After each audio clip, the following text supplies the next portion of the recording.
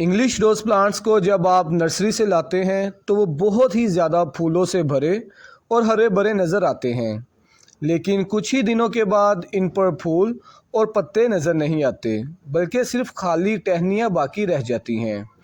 Viewers, हमारे पास दो English रोज़ plants हैं, एक येलो और दूसरा वाइट।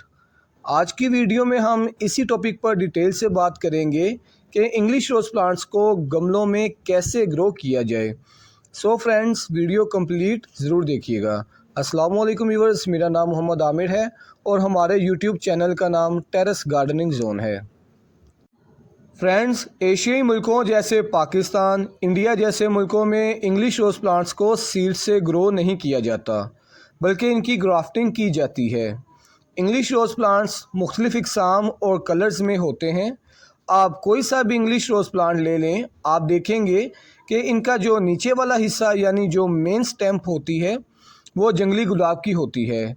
जंगली गुलाब की स्टेम के ऊपर इंग्लिश रोज़ प्लांट को ग्राफ्ट किया जाता है, जैसा कि आप मेरे येलो और वाइट इंग्लिश रोज़ प्लांट को देख सकते हैं।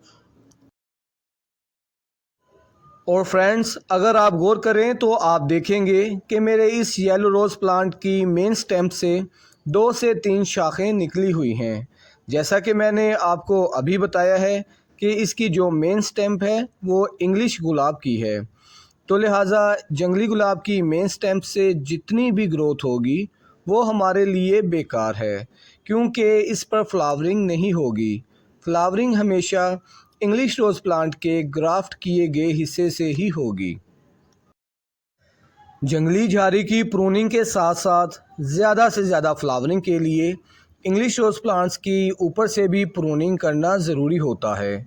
एक दफ़ा फ्लावरिंग होने के बाद हमेशा रोज़ प्लांट्स के सीड खोल वाले हिस्से को काट देना चाहिए और तमाम ब्रांचेस को कुछ कुछ इंच तक ज़रूर काट देना चाहिए।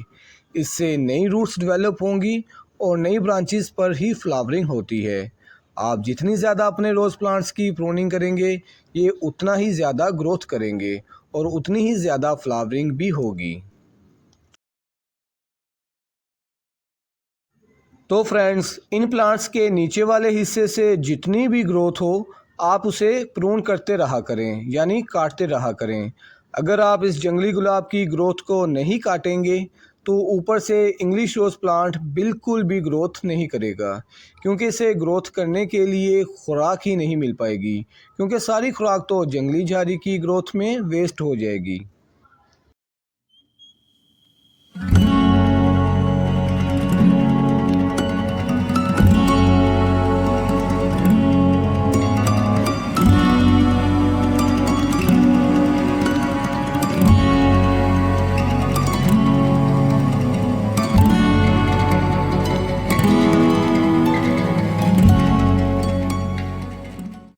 ज़्यादातर खिलने वाले पौधों की तरह गुलाब को फलने फूलने और भरपूर फूल पैदा करने के लिए रोज़ाना कम से कम 6 से 8 घंटे बराह रास्त सूरज की रोशनी की ज़रूरत होती है।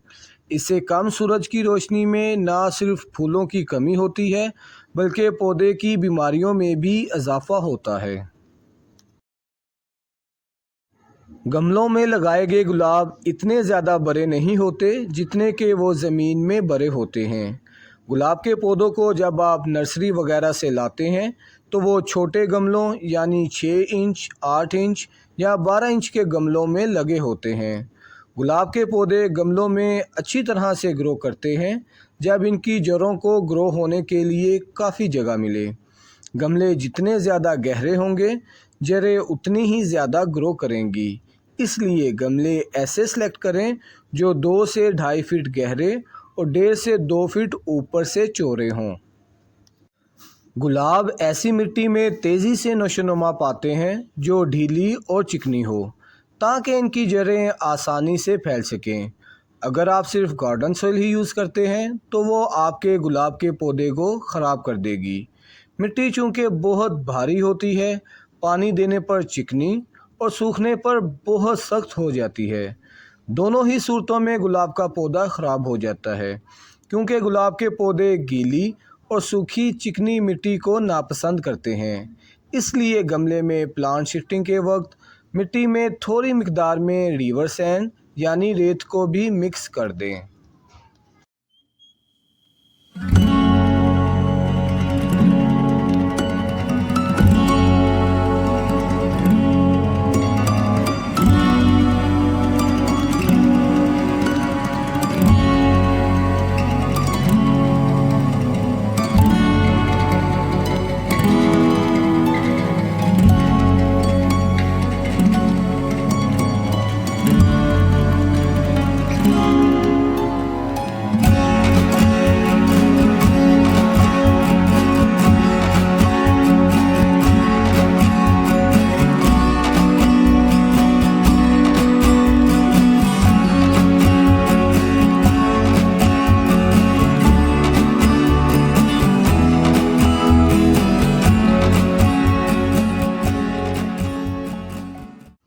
गुलाब के पौधे पानी से मोहब्बत करते हैं, लेकिन गमलों में पानी खरा होने पर नफ़रत करते हैं, क्योंकि इससे गुलाब के पौधे की जड़ें सड़ सकती हैं। पॉट में गुलाब के पौधों को समर सीज़न में रेगुलर वाटरिंग करें और हमेशा पॉट की मिट्टी को नम बनाए रखें। और बिल्कुल इसी तरह विंटर सीज़न में पानी मिट्टी खुश्क होने पर वीक में 1 से 2 बार ही दें। मेरे इंग्लिश रोज़ प्लांट्स को इन पॉट्स में शिफ्ट किए हुए 15 दिन से ज़्यादा टाइम गुजर गया है और आप रिज़ल्ट देख सकते हैं। माशाल्लाह बहुत हेल्थी ग्रोथ कर रहे हैं ये प्लांट्स। हवा, पानी, मिट्टी और धूप के साथ साथ पौधों को अच्छी ग्रोथ के लिए खाद की भी ज़रूरत होती है। इंग्लिश रोज़ प्लांट्स के लिए आप NPK और DAP फर्टिलाइज़र यूज़ कर सकते हैं। DAP और एक्सेल कैल्शियम फर्टिलाइज़र पर मेरी बहुत डिटेल वीडियो यूट्यूब पर मौजूद हैं। इन वीडियोस को देखने के लिए ऊपर दिए गए लिंक्स पर क्लिक करें या नीचे डिस्क्रिप्शन बॉक्स से भी आप इनके लिंक्स हासिल कर सकते हैं। सो फ्रेंड्स, उम्मीद है आज की वीडियो आपके लिए फ़ायदा मंद रहेगी। और फ्रेंड्स, वीडियो की ट्रांसक्रिप्ट आपको नीचे डिस्क्रिप्शन बॉक्स में इजीली मिल जाएगी। और अगर आप हमारे चैनल पर नए हैं तो प्लीज़ हमारे चैनल को सब्सक्राइब ज़रूर कर लें और हमारी वीडियोस को ज़्यादा से ज़्यादा लाइक्स एंड शेयर भी ज़रूर करें। आपके सपोर्ट का दिल से शुक्रिया। मिलते हैं इंशाल्लाह बहुत जल्द नेक्स्ट वीडियो में। बंदे को दें इजाज़त। खुदा हाफिज़।